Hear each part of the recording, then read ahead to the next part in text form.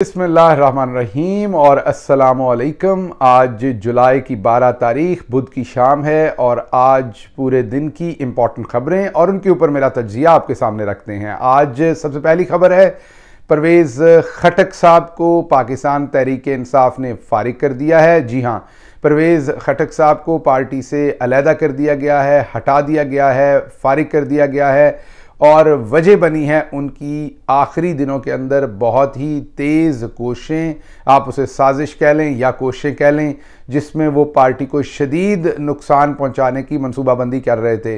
वो क्या कर रहे थे, उनके वहाँ पर पार्टी के किन लोगों के साथ वो राब्ते कर रहे थे, क्या करने की कोशिश कर रहे थे, पार्टी को क्या नुकसान होने वाला था, किस वजह से कप्तान को ये हतमी फैसला लेना पड़ा। हालांकि आपको पता है उन्होंने सिर्फ ओहदा छोड़ने का ऐलान किया था, पार्टी छोड़ने का ऐलान उन्होंने नहीं किया था। परवेज़ खटक साहब के अलावा और कोई ऐसी लीडरशिप जिन्होंने पार्टी का ओहदा छोड़ा हो, पार्टी ना छोड़ी हो, उनके बारे में अभी तक ऐसा कोई फैसला नहीं आया। तो परवेज़ खटक साहब क्या करने की कोशिश कर रहे थे, ये आपके सामने रखेंगे।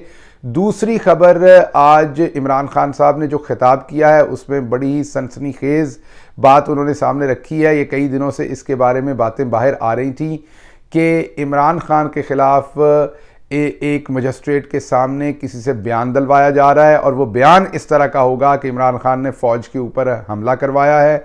मकसद उसका ये होगा कि किसी तरीके से इमरान खान को फ़ौजी अदालत या टेररिज्म कोर्ट के अंदर लेके जाया जाए, जहां फास्ट ट्रायल करके उनको सज़ा दी जाए।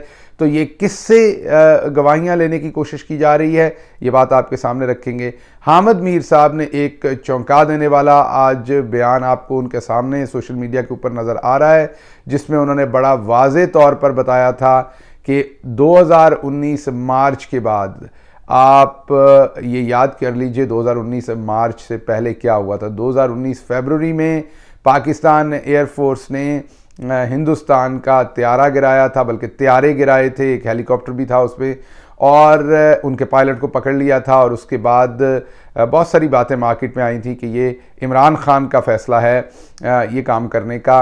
और फिर इमरान खान के ऊपर बहुत प्रेशर था हामिद मीर साहब के मुताबिक जनरल बाजवा का कि वो इज़राइल को एक्सेप्ट कर लें, लेकिन इमरान खान डटे रहे।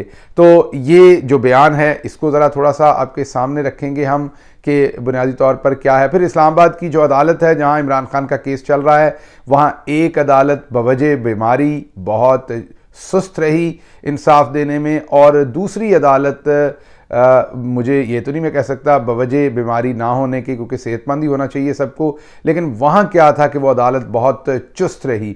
तो ये चुस्त और सुस्त के अंदर क्या होता रहा आज, ये आपके सामने रखेंगे।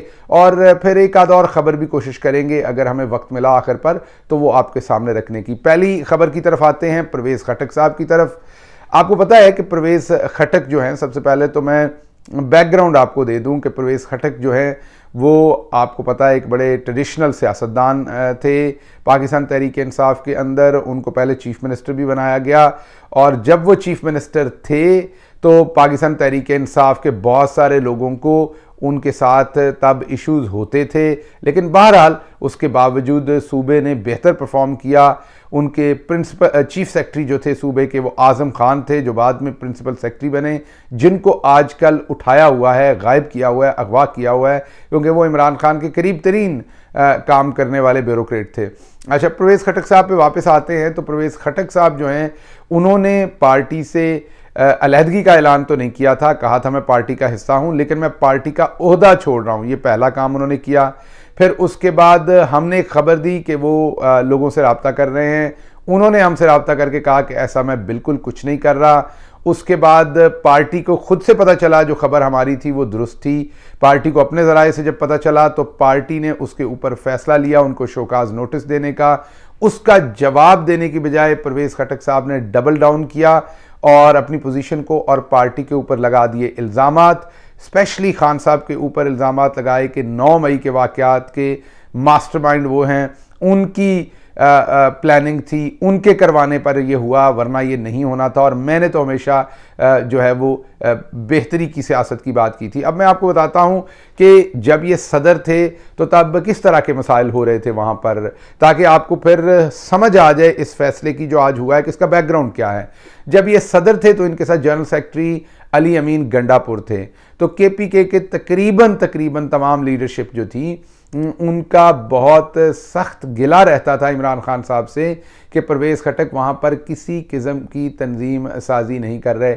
माजरत, तंजीम साजी हमारे फैसलाबाद के एक अजीम सपूत ने इस लफ्ज़ को जो मानी पहना दिए हैं वो और हैं। आपको पता है उस अजीम सपूत ने जो रात दिन मेहनत की, खून पसीना बहाया और सियासत के मैदान में झंडे गाड़े, तंजीम साजी के मैदान में झंडे गाड़े और उन्होंने एक नए मानी प्रोवाइड कर दिए इस सारी बात को। तो मैं उन मानी की बात नहीं कर रहा, वो तंजीम साजी की बात नहीं कर रहा, मैं जो वर्कर्स की तंजीम साजी होती है उसकी बात कर रहा हूँ। तो इन्होंने किसी किस्म की तंजीम साजी या पार्टी की जो हायरार्की और रैंक एंड फाइल था उसके अंदर इन्होंने बहुत बेहतर फैसले नहीं किए थे। और पूरी पार्टी अक्सर इमरान खान साहब से इस चीज़ की कंप्लेन करती थी कि परवेज़ खटक साहब का मुद्दा है क्या, ये क्यों पार्टी को केपीके के अंदर मजबूत नहीं करना चाहते, नीचे तक पार्टी की जो है वो क्यों नहीं लेके जाना चाहते जो उसकी तंजीम है।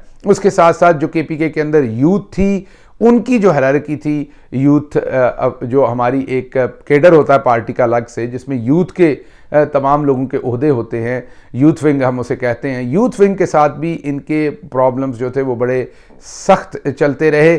बहरहाल फास्ट फॉरवर्ड आते हैं कि जब इन्होंने पार्टी पर अब इल्ज़ामात लगाना शुरू कर दिए, पार्टी के पास, मैं ये आपको बड़े बावसूख तरीके से बता रहा हूँ कि इमरान खान साहब के पास बहुत वाज़े इन्फॉर्मेशन मिल गई कि इन्होंने किस किस एमपीए को रब्ता किया है केपीके के अंदर और उनको माइल किया है कि वो पाकिस्तान तहरीक इंसाफ छोड़ दें। परवेज़ खटक साहब ने उन एमपीएस को ये बताया कि पाकिस्तान तहरीक इंसाफ का कोई फ्यूचर नहीं है, इनको छोड़ दें और हम एक नई पार्टी बनाते हैं।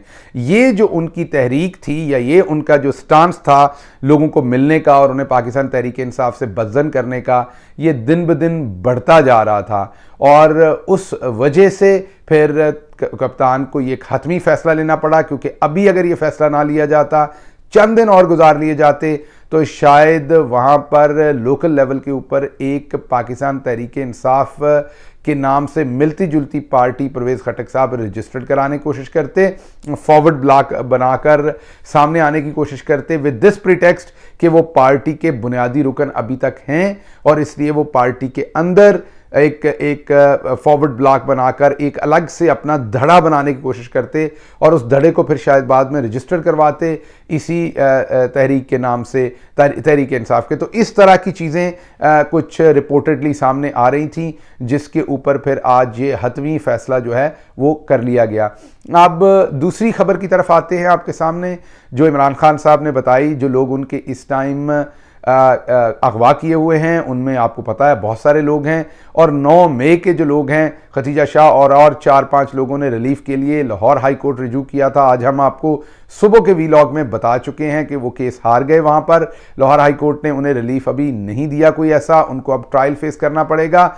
उन तमाम लोगों को अब ये बताया जा रहा है, उनमें से जिन लोगों को इस्तेमाल करना है, कि आप 164 जो मजिस्ट्रेट के सामने जाके इकबाली बयान देना होता है आप वो दें, उसमें आप गवाही दें कि आपको इमरान खान ने वहाँ भेजा था, आपने वहाँ से फौजी राज चोरी करने थे, जो डॉक्यूमेंट पड़े हुए थे उनको आग लगानी थी और आपने फौज पर हमला आवर होना था। अब इस बयान से उनको कहा जा रहा है कि आपकी सज़ा कम कर दी जाएगी, आपको जल्दी छोड़ दिया जाएगा।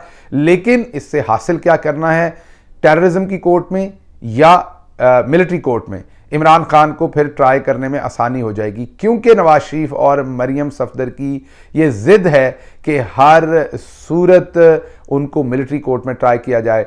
उसकी वजह यह है कि इमरान खान के खिलाफ अभी तक कोई सबूत नहीं है, इमरान खान के खिलाफ ना करप्शन का सबूत है ना कोई और सबूत है, तो सिविल कोर्ट में तो उन्हें कोई सज़ा हो नहीं सकनी, तो मिलिट्री कोर्ट में, क्योंकि वहाँ पर फिर ना मीडिया की एक्सेस होगी, ना वहाँ पर वकला की उस तरह की ज़्यादा एक्सेस होगी, तो ना ही आम पब्लिक की होगी, तो वहाँ जिस तरह का फ़ैसला होगा वो कर लिया जाएगा। तो ये एक नई जो साजिश है ये बुनी जा रही है, और इसके साथ साथ आपको पता है कि इमरान खान के ऊपर ओवरऑल प्रेशर है कि वो किस तरह से NRO मांग लें और पाकिस्तान से चले जाएं, तो बात सारी ख़त्म कर दी जाएगी। दूसरी तरफ मुनीब फ़ारूक का एक बयान दोबारा आया है, पहले भी बहुत दफ़ा ये बयान आया है, और वो बयान ये है कि अब इमरान खान का और मौजूदा आर्मी चीफ का ज़ाती दुश्मनी है। उन्होंने आज काशिफ अब्बासी के शो में ये कहा है कि ये असल में ये कोई और बात नहीं है, ये इन दोनों की ज़ाती दुश्मनी है। तो ये बड़ा ही ख़तरनाक स्टेटमेंट है। मेरे ख़्याल में ये भी इंतशार फैलाने का एक तरीका है। क्यों ज़ाती दुश्मनी होगी, ये मेरी समझ से बाहर है। अगर कोई डिफरेंस ऑफ ओपिनियन या कोई प्रॉब्लम है भी, तो वो तो हुकूमती ऑपरेशनल सिचुएशन में होती है। एक प्राइम मिनिस्टर होता है, डिफरेंट इदारों के लोग हेड होते हैं, उनकी राय फ़र्क हो सकती है, उनकी अपॉइंटमेंट की प्लेस फ़र्क हो सकती है, और वो एक ऑपरेशनल डिफरेंस ऑफ ओपिनियन होता है, वो एक मैनेजरियल या ऑर्गेनाइजेशनल डिफरेंस ऑफ ओपिनियन होता है, वो पर्सनल इनमोसिटी तो नहीं होती। तो ये मुनीब फ़ारूक जैसे जो दोस्त हैं, ये क्या फैलाना चाह रहे हैं इस तरह की खबरों से? मेरे ख्याल में तो इंतशार फैलाना चाह रहे हैं। इसकी एक तरदीद आनी चाहिए बड़ी सख्त किस्म की, मेरे ख्याल में तो, मेरी ज़ाती राय में, क्योंकि इस तरह का पेंट करने से ना सिर्फ ये पाकिस्तान की फ़ौज को नुकसान दे रहे हैं, ये आर्मी चीफ को भी नुकसान दे रहे हैं इस तरह के गैर ज़िम्मेदाराना बयान देकर। दूसरी बात हम आपके सामने जो रखेंगे वो इस्लामाबाद से जो जस्टिस आमिर फ़ारूक हैं, हाई कोर्ट के चीफ जस्टिस हैं, वो बीमार रहे हैं, और उस वजह से आज उन्होंने इमरान खान साहब का केस सुनना था, वो नहीं सुन सके। मेरी इत्तला ये है कि शायद वो कल भी बीमार ही रहें और कल भी शायद वो केस ना सुन सकें।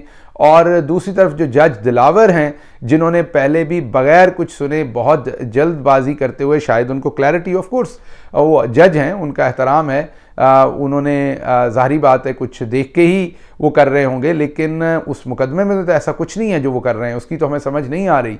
तो पहले भी उन्होंने फ़र्द जुर्म जो है वो बग़ैर किसी तवक्कुफ़ के इमरान खान के वकला को बग़ैर प्रॉपरली सुने फ़र्द जुर्म आयद कर दी। अब आज भी वो बज़िद थे, उन्होंने कल की डेट दे दी। पता नहीं ये कौन सा केस है जिसे वो रोज़ के रोज़ सुनना चाहते हैं। और जब इमरान खान के वकील ने कहा कि हमें इस पर बहस करनी है कि आपने कल की तारीख क्यों दी, क्योंकि वो कह रहे थे अदालत से स्टे ले आएँ तो मैं इसको रोक देता हूँ। अब अदालत जिससे स्टे लेना है वो बीमार पड़ी हुई है। वो अदालत, आपको पता है कि किसी ज़माने में अदालतें रात को 12 बजे खुलती थीं माफ़ कीजिएगा, रात को 12 बजे खुलती थी, तंदुरुस्त थी, तवाना थी। आजकल अदालतें थोड़ी सी बीमार हैं और उस वजह से फिर कभी खुलती हैं कभी नहीं खुलती। तो आज अदालत नहीं खुल सकी, जिस वजह से वो स्टे ऑर्डर नहीं मिल सका। लेकिन दूसरी तरफ वाली अदालत बहुत चुस्त थी, बहुत तेज़ थी, उन्हें आज ही सब कुछ करना था। तो वकील को उन्होंने कहा कि लगता है आपको मेरे साथ आज यहाँ पर बदतमीज़ी करने या यहाँ तल्ख कलामी करने के लिए ख़ास मिशन पर लाया गया है। वकील साहब ने भी बर्जस्ता जवाब दिया जज दिलावर साहब को। उन्होंने कहा मुझे लगता है आपको भी इस अदालत का जज किसी मकसद के तहत बनाया गया है, जितनी तेज़ी में आप हैं। तो ये एक सिचुएशन है जो तोशाखाना केस से है, जिसको पहले अदालत ने ख़त्म कर दिया, अब दोबारा चला रही है। ये एक नया शोशा आ गया है ऑफ कोर्स। उसके बाद जो अगली मैं आपके सामने बात रखना चाहता हूँ, आखिरी बात है, वो सिर्फ ये है कि पूरा प्रेशर आपने देख लिया, ये तमाम चीज़ें आपने देख ली जो इस टाइम इमरान खान साहब ने आपके सामने रखी हैं। इमरान खान साहब ने आपके सामने एक और बड़ी इंपॉर्टेंट चीज़ रखी है जो लॉ एंड ऑर्डर के बारे में है, जो बुनियादी तौर पर उन्होंने रखी है कि जब वो वज़ीर आज़म थे तो उन्होंने कितनी दिलचस्पी ली थी कि पाकिस्तान में टेररिज्म ना हो, कितने उन्होंने डिफरेंट स्टेक होल्डर्स को इसमें इन्वॉल्व किया था और उसका उन्हें फ़ायदा हुआ था, पाकिस्तान को फ़ायदा हुआ था। पाकिस्तान के अंदर उस तरह की दहशतगर्दी नहीं हुई थी। उन्होंने अफ़गानिस्तान के मामलात हों या पाकिस्तान के बॉर्डर के एरियाज़ के मामलात हों, उनको तमाम चीज़ों को उन्होंने बहुत बेहतर तरीके से हैंडल किया था, क्योंकि उन्होंने उस पर तवज्जो दी थी। मौजूदा हुकूमत की क्योंकि पूरी तवज्जो मकसूद चपड़ासी वाले केसों में से निकलना था और अपने आप को छुड़वाना था, इमरान खान और उसकी पार्टी को तबाह करना था, उनके ऊपर केसेस बनाना था, जुल्म करना था, औरतों बच्चों को गिरफ्तार करना था। इस तवज्जो में उन्होंने बिल्कुल कोई तवज्जो नहीं दी और आज जो पारा चनार में हो रहा है, आज जो मुल्क के दूसरे हिस्सों में हमारी अफवाज के जवान शहादतें दे रहे हैं, जिस पर हमें दिली दुख है, वो सब कुछ दोबारा शुरू हो गया है, क्योंकि किसी किस्म की कोई तवज्जो अमन के ऊपर और पाकिस्तान के लार्जर पर्सपेक्टिव के ऊपर नहीं दी गई। सिर्फ इमरान खान को हर तरह से गलत साबित करना है, और अगर किसी तरह से गलत ना साबित हो तो उसे इजरायली एजेंट बना देना है। अपना और अपने इर्द गिर्द के लोगों का ख्याल रखिए। अल्लाह आपका हामी और नासिर हो। पाकिस्तान जिंदाबाद।